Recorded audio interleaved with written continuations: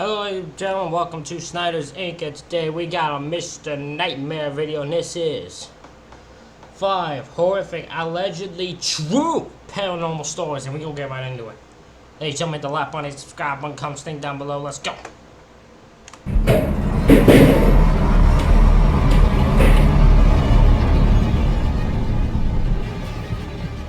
Andrew Flock.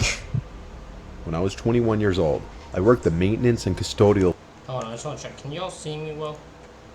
Okay, you can. To make sure my chair keeps falling down and I can't keep it up, so. Position at the nearby daycare down the block.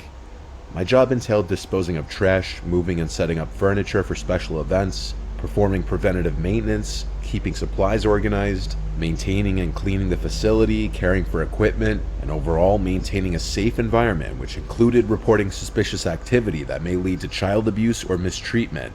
Some days I'd even be the one both opening and closing the facility. It was a pretty demanding job since it was just me and one older guy who was more or less my boss. Most of the time I'd be the one to lock up the place, as he would go home earlier. The daycare building is on the grounds of a Catholic school and church, though I'm pretty sure the daycare was open to anybody, regardless of religion. The older worker, who I'll just refer to as Bob, was leaving early this one day. It must have been a Friday because he always left early on Fridays. He told me the things I needed to get done before cleaning up. Start with the usual clean up the classrooms, and also pack the rest of the Thanksgiving decorations from the classrooms back into the crates, bring them down to the basement, and then start bringing the Christmas crates upstairs. These crates contain decorations that would be used all over the building, from the lobby to the hallways to the classrooms. The childcare staff would be the ones to do the actual decorating, but it was my job to clean up all of it and bring the crates up and downstairs. Since it was now after Thanksgiving, it was time for Christmas decorations to be brought up. All the kids and staff were gone by this point. It was dark. Probably like what, mid-November, or like not long into this end of the around close to the end of December, like not December, November, and then putting up thing. Listen, if I do Christmas decoration, it ain't gonna be till like very close to it. I don't need Christmas decorations. I ain't really a Christmas guy anyways, which I know is shocking, but it just ain't. Out between 6 and 7 o'clock. Listen, my family only buys me clothes and no one buys me presents. I have no reason to be a freaking Christmas guy. I was the only one left in the building, so I locked all the doors while I continued my work.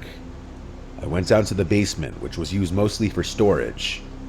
Since it was cold out and we were past outdoor play season, all the outdoor toys that were usually in the courtyard play area were downstairs in the basement. This included but wasn't limited to plastic slides and those toy cars that kids would move themselves in with their feet. The basement consisted of a hallway which passed the boiler room and the hot water heaters, and at the end of the hallway was the storage room. This room always had a creepy vibe to it, mostly because of the lighting, or lack thereof. There was no direct overhead lighting down there. It was just two sketchy dim lights in the corners, and then the small light from the hallway. The basement ceiling also wasn't high. I had to slightly crouch to avoid hitting my head in certain spots. It was like a hybrid of a basement and a crawl space. But then again, I'm 6'3", so to shorter people this wasn't an issue. The basement had a bunch of small windows that would make it decently bright down there during the daytime, but obviously at this point it was dark. So I would use a flashlight. I brought the Thanksgiving containers down one by one, putting them near to the front of the basement just because I was lazy and wanted to go home and likely start the weekend. I was lugging one of the Christmas containers up the stairs and through the hallway when I heard a kid's voice and then laughing. It was very muffled, but I definitely knew what I heard. I stopped pushing the container and started looking around the place. I checked every classroom, then the indoor playroom, then the art room, then the bathrooms, every room I could think of. There were no kids in there. I kept hearing that muffled voice every once in a while, though. That would terrify me if I was at a children's care, like a children's care like facility, like a daycare, something like that, and I'm the only one there and I'm hearing children laughter. I'm gonna be freaking the fuck out thinking I'm losing my goddamn mind, I'm telling you.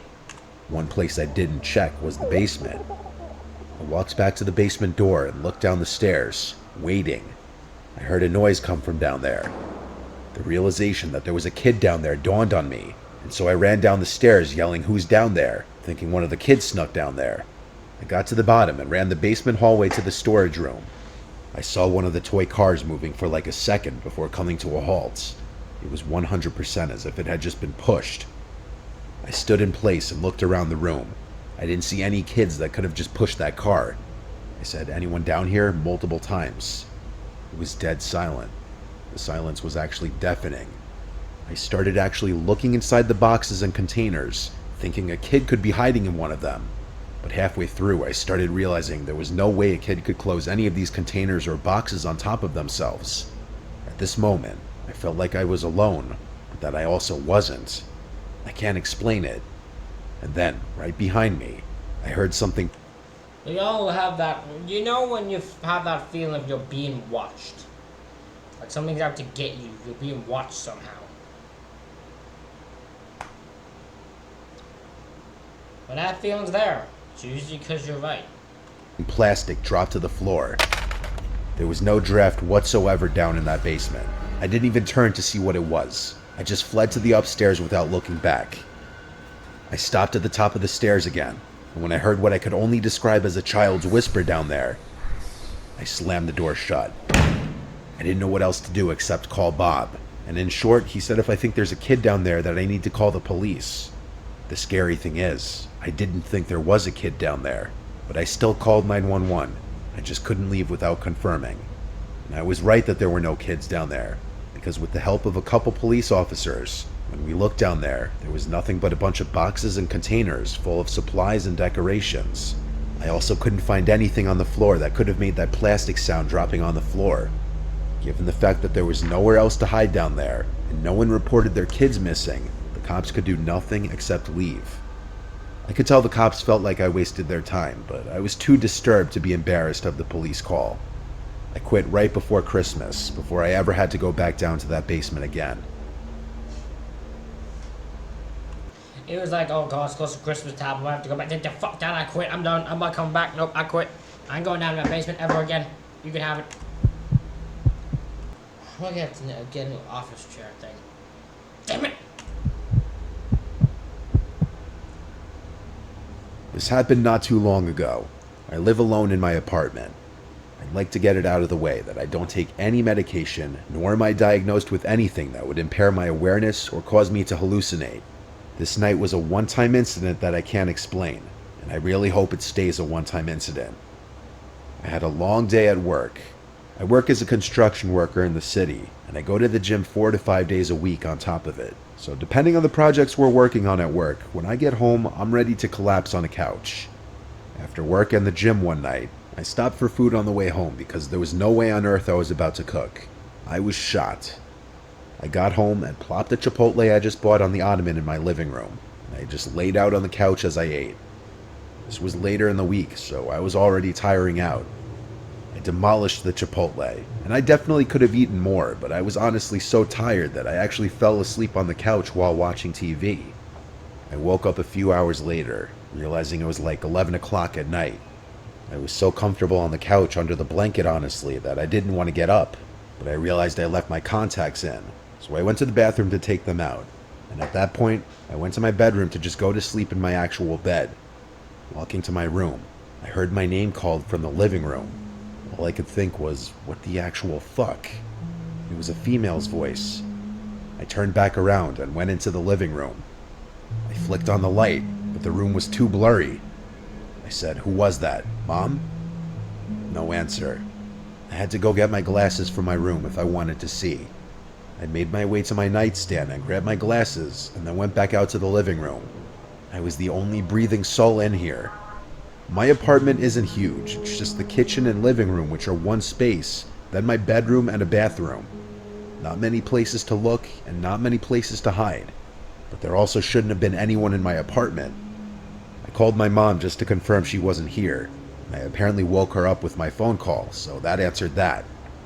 I chalked it up to a brain fart moment, because clearly no one was in here, and so I went to bed. It wasn't as easy to fall asleep this time, because now all I was thinking about was how I just heard a voice say my name.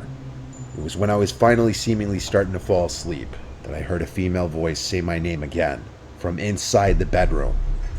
I flipped over on my back and looked across the room. All I could see was this big, tall, human-shaped mass a few feet in front of my bed. I could see the long hair of a woman, and I could barely see what I must have imagined to be distorted facial features. I let out a harrowing scream as I fumbled for the light switch or my glasses. I knocked over the lamp as I finally found the switch to turn it on, and now there was nothing at the end of my bed. I put on my... Nope, that would terrify the fuck out of me. I ain't dealing with that. Nope, that would fucking terrify the shit out of me. That could stay where the hell it is. Fuck that. my glasses and searched every nook and cranny of the room, under the bed, the closets, and the dresser. Then I checked the rest of the apartment. I can say matter-of-factly that there was no one but me in this apartment. I felt like I was losing my mind. The only way I managed to go to sleep that night in that apartment was convincing myself I had hallucinated these things because of my lack of sleep or overworking myself. When I tell people about this, I downplay it, saying, yeah, I hallucinated this one time. I don't go into detail about how real it all was, because then some people get doubtful or think I was on drugs. It was without a doubt the scariest, most surreal moment of my life, hallucination or not.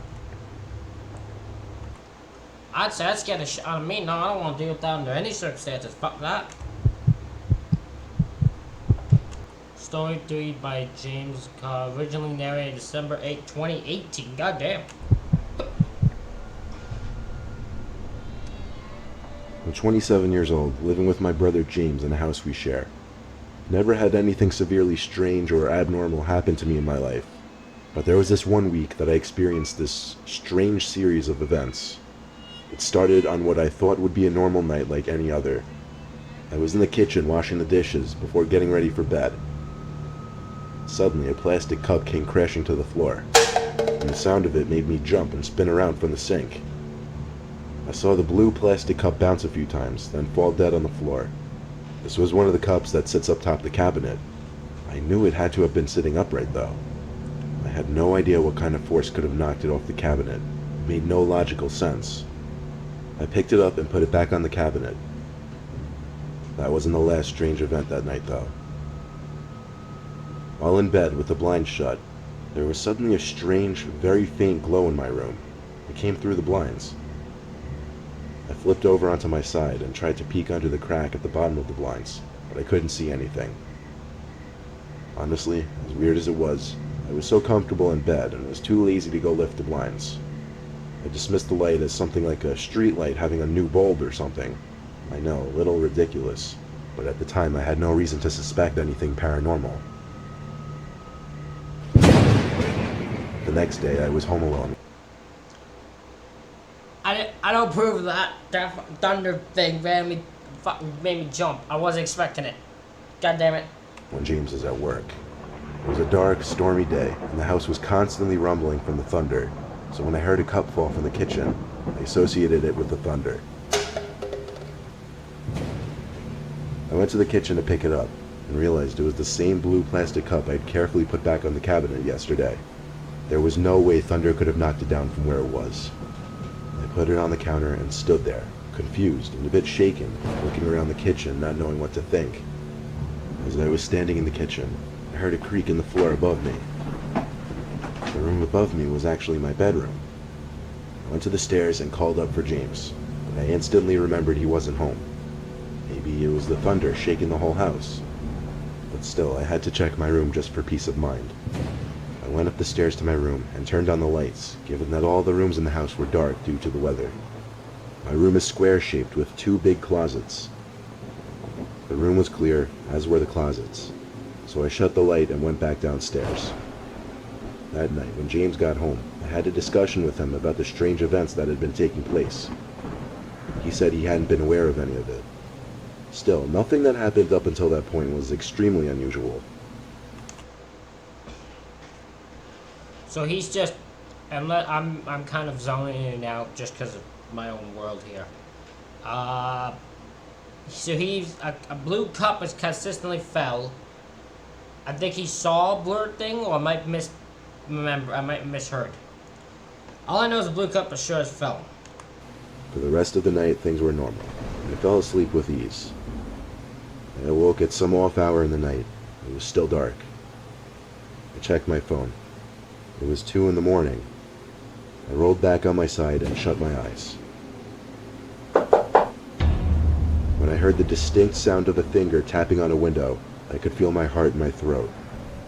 I didn't know why someone would be knocking at my window, but I didn't want to see who could be out there. But for some reason, it took me that long to realize I was on the second floor of the house. Therefore, nobody could be on the outside of my window. I pushed the sheets off my body and flipped to face the window. There was no one standing there on the inside though. So I lifted the blind, and there was no one outside either. Still, I knew that I heard what I heard, and I knew I hadn't been imagining or dreaming it. I ran to my brother's room and started freaking out. I don't know whether he believed me or not. Quite frankly, I don't think I'd believe me if I hadn't experienced it. I slept in the living room that night, and it's been 3 weeks now without any paranormal incidents. I never believed in the supernatural until this happened.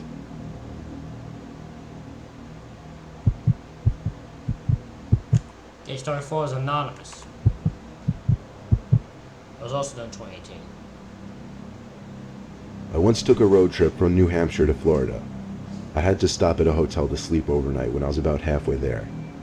It was some old, somewhat dilapidated hotel that rested off the highway on a quiet road. There were like 2 cars in the parking lot, so there were definitely not a lot of guests. The lady at the front desk was very robotic and seemed bored with her job. She seemed to fit the atmosphere of the hotel perfectly. The lobby was full of tacky chairs and tables you'd expect to find put out on the curb. The wallpapers were all dated and equally tacky. Didn't matter though, I wasn't staying there for the luxury, just for the night and for the convenience. It was late when I checked in, so when I got in the room, all I did was take out my toothbrush and brush my teeth before jumping into the hotel bed. I turned out the lamp next to the bed and tried to go to sleep, not looking forward to the long day of driving I had ahead of me the next day. Suddenly, there was a knock at the door. I looked at the bedside clock to be sure that it was almost midnight. I went to the door and looked through the peephole. Apparently the peephole didn't work though, because I couldn't see out into the hallway through it. All I saw was black. I looked down at the crack under the door, but didn't see any outlines of feet blocking the light, so I opened the door just a little bit to peek into the hallway. I didn't see anyone standing in front of the door. I opened it fully and then peeked down both sides of the hallway. It was clear, so I had to suddenly question if someone in this relatively vacant hotel was pranking me. I shut the door, locked it with the bolt this time, and went to lay back down in the bed. But then it happened again, a knock at the door. This time I jumped out of the bed, ran to the door, and checked the peephole again. Shockingly, all I saw was the empty hallway outside, but it hit me. This time I could actually see through the peephole. I unbolted the door and opened it. No one. I looked down both sides of the hallway again, and there was no one. This was where I drew the line. I grabbed the key to the room and went to the lady at the front desk. I told her someone kept knocking on my door, and politely asked her to check the cameras to see who it could be. She said they didn't have cameras in the hallways. Her reaction also wasn't what I was hoping for. She seemed very calm and disconcerted with what I told her. She said in a calm voice there was only one other guest in the whole building. Then she just stared blankly at me. I'm not sure how she thought her response properly acknowledged my concern, or what she expected me to say, but I could tell she wouldn't be of any help with the matter, so I left her and went back to my room. I locked the door with the bolt again. This time I put on my headphones and put on one of those 10-hour sleep relaxation videos on YouTube. This would not only help me get to sleep, but block out any possible future sounds from whoever was deciding to mess with me. And it worked. For a while at least. Eventually I flipped from my side to my back, just looked around the room. My head froze when I was staring at the corner. I sat up to try to get a closer look at what I thought I was seeing. I swear it looked like a giant humanoid figure, like a 10-foot tall human, standing right in the corner, head to the ceiling. When I put that image together in my head, I felt a sudden rush of horror in my body. I jumped across the bed to flick on the lamp, but when the room lit up, there was nothing in that corner of the room.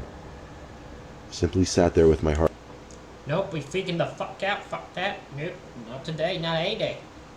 No any days that happened. Nope. Heart beating probably 200 beats per minute. I gave myself a couple minutes to calm down before shutting the light back off and laying back down on my side. I still had the headphones in my ears playing the relaxation video. It helped calm me down a little bit. I didn't last even 2 minutes without sitting back up and examining the room again, however. And there it was in the corner, what looked to be a 10-foot tall humanoid figure. I crawled to the edge of the bed to get as close a look as I could before practically shitting myself. I saw what I was sure was a long arm at the side, moving. I dove to turn on the lamp again, and the corner was empty again. I didn't stick around that time. I packed up my few things in a matter of seconds and left the room. I gave the key to the woman and said I'm checking out early. She didn't even say a word as I stormed out that front door of the hotel. I continued driving until I found another hotel, where I fell fast asleep with no supernatural disturbances.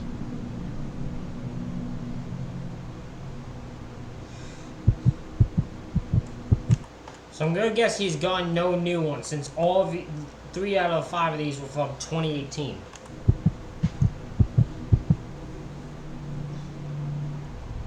As a kid, I had a bedroom on the first floor. Money was a little tight, and our mom was taking care of 4 kids. I was the youngest, so I had the little room. My room was next to the living room, a small square room with wood flooring. There were 2 big vents in the floor in this room in 2 opposite corners, and also 2 vents in the ceiling. My bed took up half the room. Like I said, it was a very small room. I'll keep it short and straight to the point. I was 13 years old doing my homework on my bed since I didn't have a desk in my room when I heard a child's laughter. I went outside my room to look around the living room and kitchen for any of my siblings. Everyone seemed to be upstairs though. Usually in these kinds of stories you hear people say they just chalk these kinds of things up to their imagination, but that's stupid. I definitely heard that laughter. There's no way I imagined something so clear. I continued my homework, but with one ear perked up listening for any other suspicious sounds. Eventually enough time passed that I was able to move past it. In fact, it seems it was just about when I was able to get over it that I heard it again. A child's laughter. Or more so, giggling, I should say. This time it went on longer. It wasn't coming from outside my room. It was somewhere in the room. I figured one of my brothers were hiding from me. I followed the sound of the laughter, strangely to the corner of my room. Then I looked down at the vent on the floor. It was coming from inside the vent. I got down on my knees and pressed my ear up to the vent. There was no more giggling at this point, though. When there was a silence for a few seconds, I lifted my ear from the vent and then put my eyes up to the vent to get a peek inside. It took me a second to realize I was staring at a pair of eyes looking back up at me. I shrieked like a girl and screamed for my mom. I hate when he makes those things like that. It still scares shit out of me. She came storming into my room moments later, but of course the noises were gone, as were the eyes. My mom thought I was going crazy due to a lack of sleep, but I refused to sleep in that room, so she let me sleep in her room that night. That went on for a week, actually, before she put her foot down. I spent the next 4 years in that same bedroom before we moved, and nothing paranormal ever happened to me since that one particular night. Ladies and gentlemen, that is it for this reaction video. Let me know what you think in the comments. Hit the like button, hit the subscribe button. Thank y'all for watching. I'll see y'all for the next one.